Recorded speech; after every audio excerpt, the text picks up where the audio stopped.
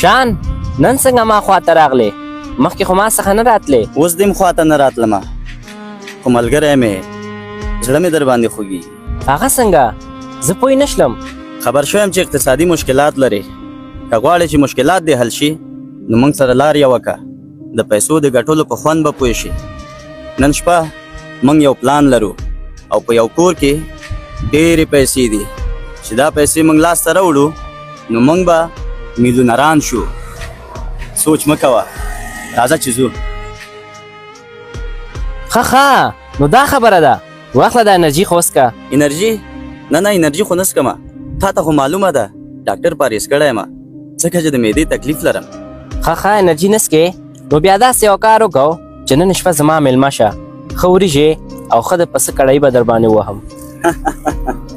ولې ونیه، ته خو ښه خبر یې چې زه د وینې غوړ لرم او ډاکټر منې کړی یم. ښه نو چې دا شیان درته ښه نه دي بیا سهار راشه چې شیدې پراټې در باندې وهم سره د شاتو. زه تا څنګه پوه کړمه؟